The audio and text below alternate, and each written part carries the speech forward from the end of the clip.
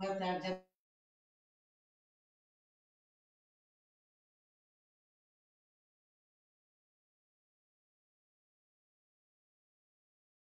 A nossa vida aqui nesse planeta, não é? O nosso governador sublime. Então, a gente vai começar a falar de algo que tem a ver conosco. Talvez com alguns de nós não, eu não sei se aqui na plateia ou aqui, né? O grupo que está assistindo a gente via internet, se tem algum anjo, aí não vai ser dirigido a vocês, anjos. Mas se não tem nenhum anjo, então é exatamente aos não anjos que nós estamos hoje falando, tá bom? E nós escolhemos esse tema, é um tema que está lá no capítulo 101 do livro Fonte Viva de Emmanuel. É uma mensagem belíssima que a gente vai reproduzir na íntegra. Mas antes de começar a trazer especificamente essa mensagem de Emmanuel, a gente vai, deixa eu ver aqui se consigo transmitir os slides, porque aí vocês acompanham.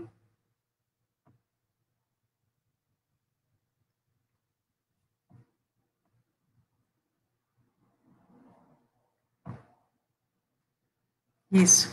Aí a gente vai, assim, tá conversando um pouco sobre esse tema, e a própria imagem, né, que eu escolhi lá da internet, já reflete bem, que parece que tem alguma coisa a ver conosco, não é? E começando, gente, então, uma coisa importante para a gente estar sempre lembrando, todos nós sabemos, né, especialmente nós, os espíritas, nós sabemos que o Evangelho, ele é a ciência divina de nossa comunhão com Deus. Então, para que nós estamos sentados aqui, sábado à tarde, todo mundo aqui de máscara, ou vocês aí de casa um pouco mais confortáveis, né? Mas, de qualquer modo, por que a gente investe? A gente faz um investimento de um tempo todo sábado à tarde, ou mesmo agora nas quartas à noite também, escutando, ou estando aqui no Zio da Gama, ouvindo esse arsenal de conhecimento que a doutrina espírita traz para nós. Por que a gente faz isso? Com certeza, a gente, ou de uma forma mais consciente ou não, a gente busca Deus. Alguns de nós, a gente chega para a casa espírita pelas portas da dor, né, do sofrimento, de uma necessidade, ou de conhecimento, de autoconhecimento, ou mesmo pela necessidade de estarmos sofrendo, passando alguma dificuldade aí na nossa vida, que a gente busca respostas. Então, parece que esse, né, é um objetivo, eu quero amenizar minha dor, eu quero diminuir meu sofrimento, né, quero melhorar a minha condição de autoconhecimento, eu quero aprender coisas novas. Então, a gente entra na casa espírita achando que esses são alguns objetivos nossos, e não deixam de ser. Mas, no fundo, gente, se a gente pegar e falar assim, não, vamos tirar todas essas coisas mais materiais. Qual é o motivo essencial de nós buscarmos o Evangelho do Cristo? Qualquer cristão, de qualquer escola religiosa, de qualquer religião, não é? Nós buscamos o Evangelho de Jesus, nós nos aproximamos do Evangelho do Cristo, porque nós precisamos, essencialmente, da conexão com Deus. Essa é a maior necessidade humana, a nossa conexão com Deus. E alguns de nós temos uma certa dificuldade nessa conexão. Por quê? Porque nós ainda somos bebês espirituais. A grande maioria de nós somos crianças espirituais, tá? Mas o Evangelho do Cristo, ele tem esse foco, esse objetivo, a nossa conexão, a nossa comunhão com Deus. E o Evangelho é uma ciência, por isso que é tão difícil a gente assimilar, tá? Ele não é, a gente sempre entende o Evangelho como algo religioso, não deixa de ser, uma religação nossa com Deus, mas o Evangelho é essencialmente uma ciência de como fazer, né? Ensinando a gente o beabá, de como a gente faz para a gente se conectar com Deus. Isso é importante, tá? E aí, gente, é uma coisa, né, que sempre aconteceu, essa nossa busca, essa nossa necessidade de autoconhecimento, sempre foi uma busca. E lá, muito antes da vinda de Jesus aqui para o planeta, nosso sublime governador encarnando aqui no planeta, muito antes disso, os gregos, eles já traziam histórias de uma ciência, né, e de um significado profundo. E hoje eu trouxe para a gente analisar o mito de Narciso. Eu até coloquei na íntegra, talvez, alguns de vocês não consigam, não sei se está saindo direitinho, né, mas eu vou ler de qualquer modo. Olha lá, o mito de Narciso.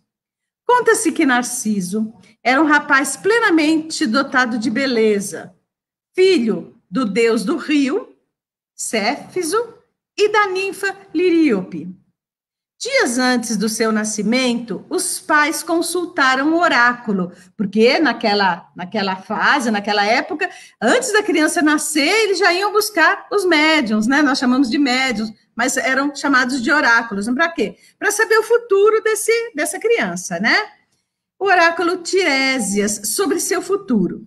E ele revelou que Narciso teria uma longa vida, desde que nunca contemplasse sua própria figura. Essa era uma condição, tá? Narciso cresceu e transformou-se num jovem tão bonito que despertava amor tanto em homens quanto em mulheres. Mas, muito orgulhoso e arrogante, a ninguém pretendia amar. Muitas ninfas se apaixonaram por ele, até que uma delas, chamada Eco, o amou incondicionalmente, mas ele as desprezava. Ele desprezava todas as ninfas que eram apaixonadas por ele. As ninfas pediram então aos deuses para vingá-las, e assim a deusa Afrodite o condenou a apaixonar-se por si mesma. Encantado pela sua própria beleza, Narciso um dia sentiu sede e debruçou-se na beira do rio para beber água. E olhando-se nas águas, ficou profundamente enamorado da própria imagem. Definhou de tanta paixão e depois de sua morte, Afrodite o transformou numa flor que chamaram de Narciso. É essa flor que eu coloco aí no nosso slide. Então, assim, parece uma historinha boba, não é? Parece uma historinha sem pé e sem cabeça, mas é uma história cheia de metáforas, cheia de significados, não é? O primeiro significado vem do nome Narciso. Narciso significa narcótico, tá? Entorpecente. Então, já começa daí, tá? O próprio nome que os pais deram a ele já era um nome com um significado encantador, narcótico, entorpecente.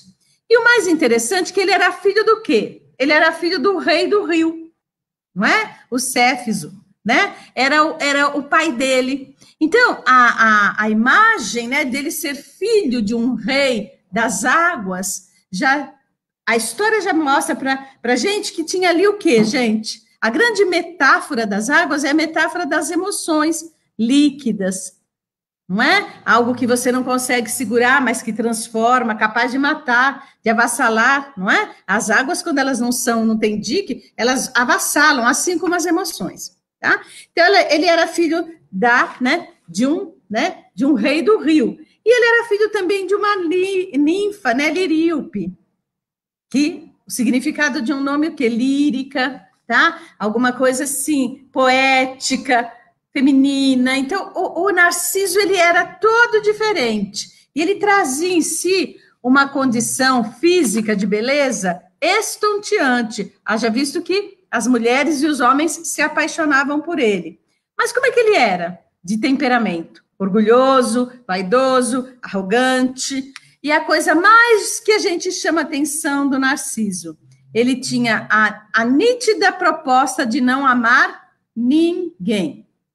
Mas, em um determinado momento, alguém o ama incondicionalmente. E aí, é esse amor incondicional dessa ninfa Eco, não é? Que aí a gente também observa, né? O que é um eco? Como é que ficou chamado de o eco? Aquelas, né, frases que a gente fala, e ela era assim, a própria ninfa Eco, ela não tinha capacidade de falar uma frase inteira. Ela, quando ele chegou, né, eu resumi muito a historinha, mas uma vez ele foi passear no bosque, ela ficou de longe observando ele, e aí, quando ele percebeu que tinha alguém o seguindo, ele falou, quem está aí? Aí ela falava, aí, não é? Você está me perseguindo, quer dizer, o eco, tá? Então, a ninfa, ela repetia o quê? Repetia as últimas palavras do que ele falava, porque ela era incapaz de falar. Então, a gente vê uma grande outra metáfora, tá? De repente, alguém que se apaixona por ele incondicionalmente faz o quê? Repete o que ele fala. Então, era um eco dele. É outra grande metáfora dessa historinha. E aí, gente, o que eu achei também interessante? Tanto homens quanto mulheres se apaixonam por quê? Por esse narciso, por esse entorpecente, por esse estonteante rapaz tão belo. Então, exatamente, esse é um dos, né, uma das metáforas. E aí, gente, ele não pretendia amar ninguém, até que chegou um momento, ele se depara com o quê? Com a própria imagem pela qual ele se apaixona, e essa paixão, esse enamorar-se profundamente de si mesmo, faz o quê? Faz com que ele se perca totalmente. Tá? Então, aí tem um significado profundo para a gente fazer uma introdução da nossa fala de hoje, porque isso acontece com todos nós. Nós estamos aqui, eu comecei minha fala falando que o Evangelho ele tem a proposta de fazer com que a gente descubra, não é? Através de uma ciência divina, a nossa condição de termos conexão com Deus. Estamos aqui para o quê? Para justamente superar as nossas dificuldades, os nossos vícios, as nossas paixões. Mas o que me chamou a atenção também, gente, lá no Livro dos Espíritos, na última parte do Livro dos Espíritos, quando o Kardec vai falar da perfeição moral, tá? Tem uma parte lá que ele chama de as virtudes e os vícios. Olha só essa pergunta 895 para a gente refletir também, tá? Kardec pergunta: postos de lado os defeitos e os vícios sobre os quais ninguém se enganaria, qual o sinal mais característico da imperfeição? Aí vocês podem falar assim, é o orgulho, é o egoísmo. Esses são os grandes, né, dificultadores da nossa imperfeição. Mas ele está dizendo aqui, ó, colocando-se de lado defeitos, né, defeitos de caráter, como um orgulho, o egoísmo, colocando de lado os nossos vícios. A gente não tem a impressão que se colocar tudo isso de lado, quer dizer, se a gente superar tudo isso, a gente não teria a impressão de que a gente estaria perfeito? Que a gente seria um espírito puro daquela escala espírita lá, não é? Puxa vida, mas a pessoa não tem mais nenhum defeito, a pessoa não tem mais nenhum vício. O que impede que ela se torne um espírito puro? Olha lá a resposta também resumida para a gente poder estudar. O interesse pessoal. As qualidades morais são como uma douração de um objeto de cobre que não resiste à pedra de toque. Um homem pode possuir qualidades reais que o levem, né? Que levem o mundo a considerá-lo muito bom, muito legal, muito caridoso, né? Uma pessoa muito honesta, ok? Tem todas essas qualidades, não é? Mas ele está falando que é mais ou menos como uma douração num objeto de cobre. Parece que é ouro, mas não é, tá? Então, de repente, essas qualidades reais podem levar o mundo todo a nos considerar como alguém muito legal, uma pessoa de bem, um homem de bem. Mas essas qualidades, embora assinalem um progresso, não suportam certas provas e às vezes basta que se fira uma tecla do interesse pessoal para se descobrir o fundo. Nossa, então quantos de nós às vezes parece até que somos pessoas bastante dedicadas ao evangelho, às vezes a gente chega e começa a fazer uma série de coisas, e até na nossa reforma íntima a gente busca uma transformação, luta bastante, e ok, estamos quase conseguindo, estamos lá, né? Vimos para a casa espírita, e a gente vai falar mais disso, a gente vem para a casa da nossa escolha religiosa e começamos a trabalhar. Nossa, que legal! Mas na hora que fere o nosso interesse pessoal, a adoração se perde, tá? A gente se revela. Aí o Espírito termina dizendo, o verdadeiro desinteresse é coisa ainda tão rara na Terra que, quando se patenteia, todos o admiram como se fora um fenômeno. Quando nós encontramos uma pessoa absolutamente desinteressada, pessoalmente, numa boa ação que ela está fazendo, muita gente chega e fala assim, nossa, que estranho, até desconfia que aquilo não é real, tá? O apego às coisas materiais constitui sinal notório de inferioridade. Toda vez que a gente se apega às coisas materiais, a gente mostra o nível de nossa inferioridade. Pois, quanto mais o homem se apega aos bens terrenos, menos compreende o seu destino. Pelo desinteresse, ao contrário, ele prova que vê o futuro de um ponto de vista mais elevado. Aí, muitos de nós vamos pensar assim, tá, então ok, então eu não posso ficar apegada aos bens materiais.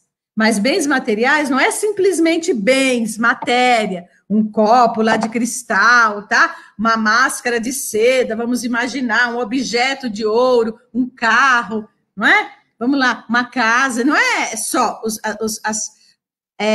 as coisas materiais, não são só isso. Muitas vezes a gente fica apegado a um poder, a um status, aos filhos, né? Aos animais, quer dizer, o apego às paixões ou amor por alguma coisa que nos pega, que nos prende ao planeta Terra. E às vezes a gente se apega muito a posições, muito a posições, tá? E o Emmanuel vai falar disso, a gente vai estudar. Então, assim, pelo desinteresse, quando a gente realmente começa, né, ter uma ação no bem mais desinteressada, a gente começa a mostrar que a gente realmente está vendo o quê? O futuro. E não essa vida presente, essa posição, essa situação transitória, porque aqui a gente está de verdade, cada um de nós, por mais que a gente goste de estar aqui, por mais que a gente se apegue à vida material, nós estamos aqui transitoriamente. Ninguém em sã consciência vai dizer, eu ficarei na Terra mais X tempo. Ninguém. Isso não tem, né, absolutamente um posicionamento, a gente não tem um poder sobre isso, um domínio, um controle sobre isso. A gente não sabe exatamente, de jeito nenhum, o momento que a gente vai partir da Terra, por mais que a gente tenha recursos, né, não é? E faça check-ups e faça toda uma prevenção para não pegar um tal vírus XYZ, ok. A nossa partida está determinada por Deus, então só isso já mostra quanto nós estamos aqui de forma transitória. Então, o nosso apego à vida material é algo que mostra, né, que ainda a gente está bastante infantil. Como uma criança que se apegasse a um pirulito, porque é lindo, porque é colorido, porque é grande, e a criança fica feliz da vida porque está com aquele pirulito na mão e lambendo o pirulito, e feliz da vida que aquele pirulito está na mão e lambendo o pirulito, e o pirulito vai, não é? Ele vai abaixando de tamanho, ele vai reduzindo de tamanho, ele vai ficando pequenininho, e a criança, de repente, está com o pauzinho na mão, toda frustrada. Puxa, sumiu o pirulito. A nossa vida física, a nossa vida na matéria é assim. Não é? É como se a gente tivesse realmente um pirulito nas mãos e estivéssemos ali lambendo, nos deliciando com essa vida e aquilo está se extinguindo. A gente não está percebendo, mas necessariamente tem um tempo, é finito, um prazo determinado, um prazo de validade para a gente estar aqui. E tudo tem um tempo para a gente desfrutar. A transitoriedade da vida não é só da vida física, mas de tudo. Da nossa saúde, muitas vezes, que tem momentos que a gente passa aí umas situações mais difíceis, as posses materiais, não é? Os relacionamentos mudam muito. A gente, de repente, tem aí um grupo de pessoas, ou de amigos, ou um grupo de trabalho que a gente gosta muito, uma determinada posição no trabalho que a gente tem, e, de repente, aquilo vai mudando, a gente perde aquele emprego, ou perde aquela posição, ou tem um processo de falência da empresa, aquelas pessoas que a gente amava mudam o campo da afinidade e elas vão buscar outros relacionamentos, ou aquela pessoa, muitas vezes marido, esposa, não é? Às vezes filhos, não é? Às vezes a pessoa é muito apegada aos filhos, os filhos crescem e vão buscar outros caminhos, vão fazer a sua vida em outra cidade, em outro estado, em outro país, e muitas vezes a gente tem pouco contato depois. Então, tudo isso faz com que a gente observe cada vez mais que nós estamos aqui transitoriamente. Agora sim, dando continuidade, a gente sabe que todas as coisas que a gente faz do ponto de vista de trabalho espiritual, nós fazemos para quem? Em tese, nós estamos fazendo com Jesus e com o foco no Mestre Jesus. Mas o Paulo, lá na sua carta aos Filipenses, no capítulo 2, versículo 21, ele diz uma coisa, ele faz uma advertência bastante enérgica, não é? Ele está falando dos maus servidores. E a gente, às vezes, para refletir e pensar, nossa, mas um servidor do Cristo, a gente pode considerar um mau servidor? O Kardec, o Paulo diz o seguinte, porque todos buscam o que é seu e não o que é do Cristo Jesus. Então, ele está fazendo uma advertência para muitos de nós que trabalhamos e que a gente se sensibiliza quando a gente ouve falar de Jesus, a gente chora diante de uma prece sentida que um companheiro faz, de uma vibração. A gente fica muito emocionado ouvindo alguma comunicação psicofônica ou lendo algum livro que traga para a gente uma ideia mais profunda do como é, né, a vida espiritual. A gente se sensibiliza. Só que, muitas vezes, no campo do trabalho, nós nos colocamos, muitas vezes, com os interesses próprios e não com os interesses do Mestre Jesus. E o Emmanuel aqui vai analisar isso nessa mensagem desse livro que eu já falei, no capítulo 101, para quem quiser conferir. Ele começa dizendo o seguinte: a cortina do eu. Em verdade, estudamos com o Cristo a ciência divina de ligação com o Pai, mas ainda nos achamos muito distantes da genuína comunhão com os interesses divinos. Se a gente parar para observar, se a gente sentir mesmo no nosso coração, muitas vezes a gente se pega nessa condição de que nós estamos estudando a ciência divina de ligação com Deus, mas a comunhão com os interesses de Deus em nós está ainda muito distante, tá? E aí, ele começa explicando, o Emmanuel, ele fala nessa primeira frase bem forte, mas aí ele começa explicando para a gente isso que ele quis dizer. Por trás da cortina do eu, conservamos lamentável cegueira diante da vida. Muitas vezes a gente não observa que nós colocamos uma cortina entre nós e os interesses reais do nosso espírito, da nossa evolução, do nosso amadurecimento espiritual. E aí ele continua dizendo: examinemos imparcialmente as atividades que nos são peculiares nos próprios serviços do bem, de que somos cooperadores iniciantes, e observaremos que, mesmo aí, em assuntos de virtude, a nossa percentagem de capricho individual é invariavelmente enorme. Quantas vezes a gente está fazendo alguma ação no bem, mas nós estamos movidos pelo quê? Por capricho individual. Fantasias que a gente acha que vai ser o melhor, não é? Coisas assim que não tem a ver, que não tem coerência. Está todo mundo enxergando que aquilo não tem coerência, que aquela ação não vai ser legal, mas a gente insiste. E se as pessoas com as quais nós trabalhamos, tanto na vida profissional quanto na vida de relacionamentos de trabalho voluntário, se a gente insiste, o que acontece? A gente perde o interesse, ou a gente cria determinadas situações difíceis, desnecessárias, não é? Porque a gente está vendo o nosso interesse, tá? O nosso capricho. Aí o Emmanuel continua dizendo: a antiga lenda de Narciso permanece viva em nossos mínimos gestos, em maior ou menor porção. Então, a gente busca o quê, gente, na nossa vida? Pessoas que sejam espelhos. Nossa, eu gostei tanto do fulano porque ele parece tanto comigo. Nossa, eu gostei tanto dessa pessoa, ela tem os mesmos gostos que eu. Então, a gente busca, e é natural que a gente busque pessoas que tenham afinidade com a gente, mas a gente precisa tomar cuidado, porque nesse ímpeto de ficarmos o tempo inteiro buscando pessoas afins conosco, a gente tem que tomar um cuidado imenso para ver se nós não estamos desmerecendo, desvalorizando quem pensa, age e faz coisas diferentes do que nós acreditamos o melhor. Aí está a X da questão. A gente precisa dar uma olhada para nós mesmos e pensar assim: ok, é muito legal quando a gente está num grupinho bem afinado, de pessoas que têm, né, olham a vida pelas lentes, né, semelhantes, por lentes semelhantes. Então, tem afinidade de valores, de compromissos, mas sem desmerecer aquelas outras pessoas que são diferentes. Porque Deus é Deus da diversidade. Não sei se vocês já pararam para ver, gente, para analisar. Deus não é Deus da igualdade. Igualdade na natureza nem existe. É só a gente observar os milhares e milhares de espécies de insetos, por exemplo. Não é?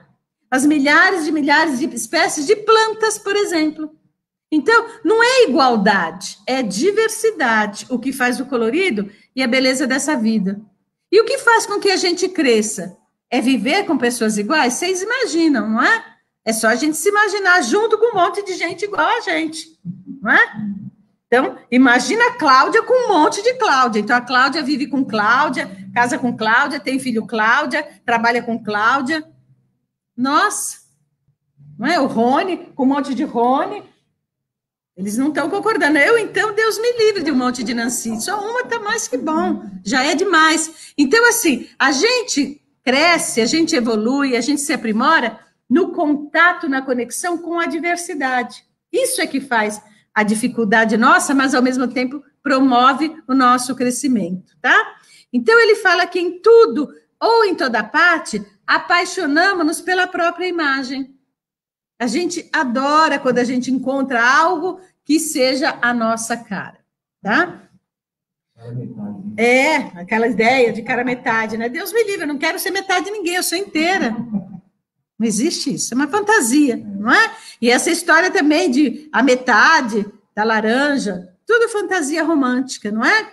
E ele fala aqui, o Emmanuel continuando, nos seres mais queridos, habitualmente, amamos a nós mesmos. Por quê? Se demonstram pontos de vista diferentes dos nossos, ainda mesmo quando superiores aos princípios que esposamos. Indistintivamente, enfraquecemos a afeição que lhes consagrávamos. É muito legal, as mamães adoram vestir as filhinhas com uma roupinha igual, isso tudo faz parte, não é? Até mesmo da identificação feminina dessa menina, ou o pai, não é? Vestir a camisa igual ao filhinho, parecer, filha, nós ficamos orgulhosos quando alguém fala, nossa, ou a sua filha é a sua cara, nossa, papai, o seu filhinho é a sua cara, ótimo. Agora, a gente querer que os nossos filhos, as pessoas que vivem conosco, tenham as mesmas ideias, as mesmas escolhas, aí começa uma coisa bem difícil. Por quê? Primeiro porque a gente vai se frustrar, porque graças a Deus somos diferentes uns dos outros, não é? Aí o Emmanuel continua dizendo, nas obras do bem, a que nos devotamos, estimamos acima de tudo os métodos e processos que se exteriorizam do nosso modo de ser e de entender. Porquanto, se o serviço evolui ou se aperfeiçoa, refletindo o pensamento de outras personalidades acima da nossa, operamos quase sem perceber a diminuição do nosso interesse para com os trabalhos iniciados. Quantas vezes isso acontece, gente, na casa espírita?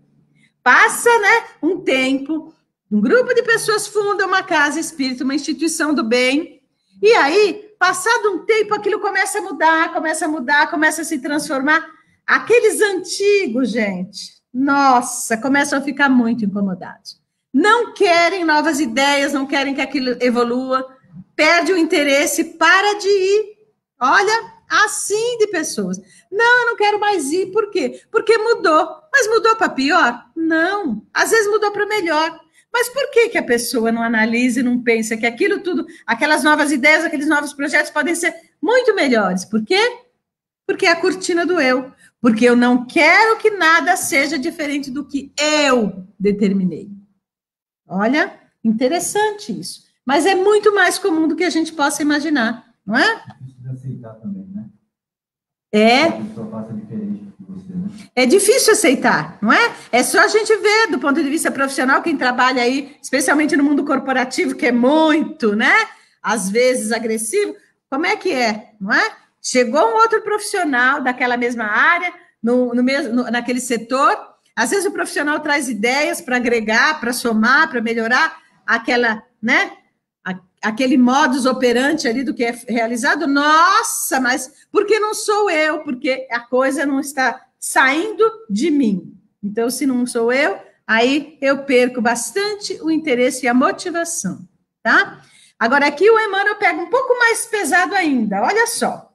Se nos achamos em posição superior, doando com alegria algo ao irmão necessitado em condição de subalternidade, a fim de contemplarmos com volúpia as nossas qualidades nobres. Então, quer dizer, a gente, às vezes, a gente vai lá e doa alguma coisa para alguém e a gente nem percebe que a gente fica esperando que a pessoa agradeça. Mesmo em família, gente. Quantas vezes alguém vai, empresta um dinheiro, auxilia um familiar, esperando o quê?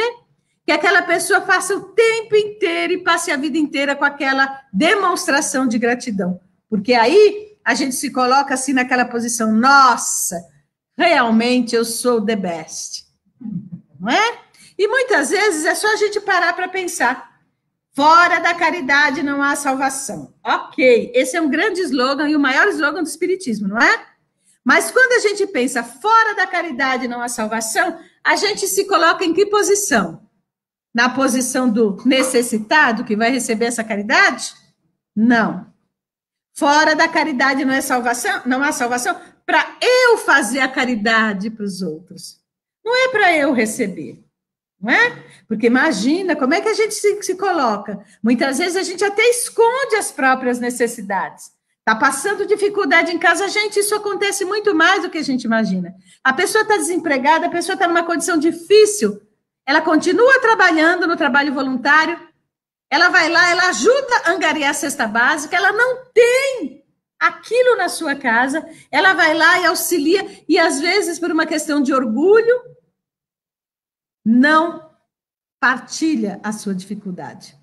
A dificuldade é até pedindo assim, olha, agora quem está precisando da caridade sou eu. Eu também preciso. Olha, isso acontece muito, muito mais do que a gente imagina entre os companheiros espíritas. Aquela criatura está precisando, tá, de um auxílio do grupo e não partilha. Ou às vezes o grupo acha que caridade é para ser feito para fora, não é? Mesmo em família, eu dou cesta básica para um monte de gente. Só que eu tenho uma pessoa na minha família precisando. A caridade começa dentro, não é? Da família, especialmente.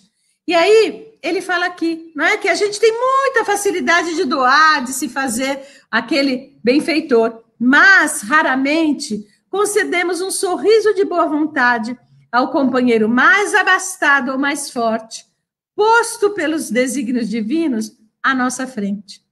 Então, pega o elevador, tem aquela mulher, né, toda arrumada, toda perfumada, não é? Ou aquele homem que você sabe, né, que mora lá num apartamento de cobertura, ou aquela pessoa que você conhece na sua empresa, que você sabe que tem uma posição muito superior do ponto de vista financeiro, intelectual, de cargo, e às vezes a gente não concede um sorriso. Ah, mas a gente chega, a gente é muito amoroso com o porteiro, com o faxineiro, não é? Por que será? Hein, Rony? O Emmanuel pega forte aqui, não é? Para a gente analisar essa cortina do eu, tá? De inferioridade, né? Próximo, né? Se sente inferior, então você demonstra um modo diferente, né? Não cumprimentando, não agradando também, né? E acha que a pessoa que tem um pouquinho de poder, ele também deveria fazer isso porque ele é aquela pessoa, né? Você também tem que se pôr no ponto, mesmo que ele seja rico, pobre, branco, preto, eu acho que você levando uma boa educação, levando um amor ao próximo, acho que determina que independe de posição, não é? Porque muitas vezes, ou pode ser, como você está falando, a pessoa se sente inferior, então tem facilidade de cumprimentar e de se mostrar ali com as pessoas mais simples. E tem dificuldade de dar um sorriso, de cumprimentar alguém numa posição superior. Essa é uma posição. E a posição outra é, muitas vezes, eu me mostro muito bondoso para aquele que pode me agradecer. E eu não olho que aquela pessoa em posição superior, ela às vezes está ali remoendo, a cabeça explodindo de preocupação, e ela adoraria receber um bom dia, não é? Gostaria de receber um sorriso para ela poder, sabe assim, aliviar um pouco o coração naquela situação de angústia que aquela criatura está passando, não é? Porque nós somos necessariamente todos irmãos, todos semelhantes. A posição na Terra, ela muda, a gente já falou disso, né? Ela é transitória. E aí, ele fala que em todos os passos da luta humana, encontramos a virtude rodeada de vícios e o conhecimento dignificante quase sufocado pelos espinhos da ignorância, porque, infelizmente, cada um de nós, de modo geral, vive à procura do eu mesmo. A gente vive muito à cata de algo que nos agrade, que faça ola para a gente, que mostre que nós somos muito legais, e muitas vezes a gente não para pensar o que vai realmente nos espiritualizar, o que vai fazer a gente sair dessa fantasia do ego, não é? E aí, gente, o Emmanuel continua essa lição falando lindamente. Entretanto, graças à bondade de Deus, o sofrimento e a morte nos surpreendem na experiência do corpo e além dela, arrebatando-nos aos vastos continentes da meditação e da humildade, onde aprenderemos pouco a pouco a buscar o que pertence a Jesus Cristo em favor de nossa verdadeira felicidade dentro da glória de viver. Graças a Deus nós estamos aqui, não é? Nessa casa espírita, nessa doutrina de luz, que é essencialmente o quê? Uma chave de libertação, para que a gente saia dessa condição de ego, não é? E uma das coisas que auxilia muito é o que ele fala aqui, é a gente ir para um continente de meditação. Todas as vezes que a gente pratica meditação, não sei se vocês têm esse hábito, né? Mas é uma experiência divina, uma experiência deliciosa, você poder parar um pouco, 15 minutos por dia, serenar e centrar, não é, em você mesmo, buscando uma serenidade dentro de você. Isso vai fazendo com que a gente tire um pouco a influência terrível do ego, da gente achar que eu, né? E a gente sai daquela condição e começa a sentir a nossa essência, porque essencialmente nós não somos ego. Ego é alguma coisa que nós construímos com defesa no decorrer das encarnações, para que a gente possa estar no mundo de relações se defendendo de algo que muitas vezes nem existe, tá? E aí, o Emmanuel fala uma coisa que é demais, né? Ele fala que a morte nos surpreende. E a morte é o quê, gente? Ele fala em outro momento que ela é a grande niveladora. A morte nivela todos nós. É só a gente ver, não é? Nesses tempos de pandemia, especialmente quando estava mais grave a situação da pandemia, esperamos que Deus tenha misericórdia, que isso possa ir arrefecendo até o momento em que tenha uma vacina e que tudo isso possa ser resolvido.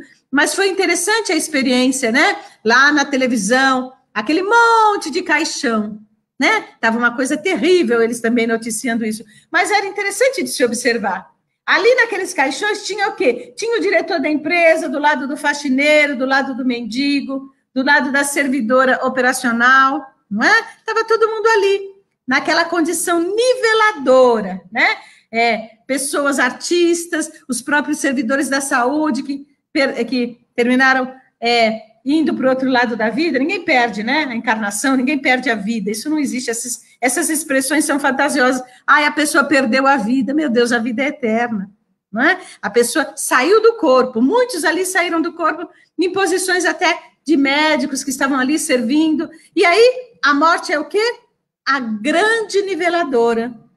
Então, o Emmanuel fala que essa grande niveladora faz com que a gente saia dessa cortina do ego e busque o quê, gente? A gente busque a glória da vida. E isso a gente pode fazer antes mesmo da dor e da grande niveladora nos atingir. É só a gente querer. É só a gente começar um processo de análise e a gente usar muito esse evangelho, como eu falei lá no começo, não é? Usar o evangelho, que é a grande ciência divina da nossa comunhão com Deus. Que a gente possa começar, né? O Haroldo Dutra Dias tem uma metáfora linda que ele usa. Ele fala assim, que a gente começa com internet de escada. Então, aquela internetzinha que a gente vai lá, né? Fazendo uma conexão de banda, que não é banda larga ainda, mas uma conexãozinha com Deus, discando lá, em determinados momentos, fazendo uma prece, pisca, pisca. Ai, consegui. Ai, caiu a conexão, não é? Aí a gente vai lutando, um G, vamos lá, conseguindo. 2G, 3G, 4G, vamos lá, tá? Quanto mais a gente consegue fazer exercício de conexão com Deus, mais a gente vai conseguindo essa banda larga com a grande força divina em nós, tá bom? Que Deus assim nos ampare, que Ele encha o nosso coração de luz e que a gente consiga, de verdade, entender que nós estamos aqui buscando essa divina comunhão com o Pai. Obrigada.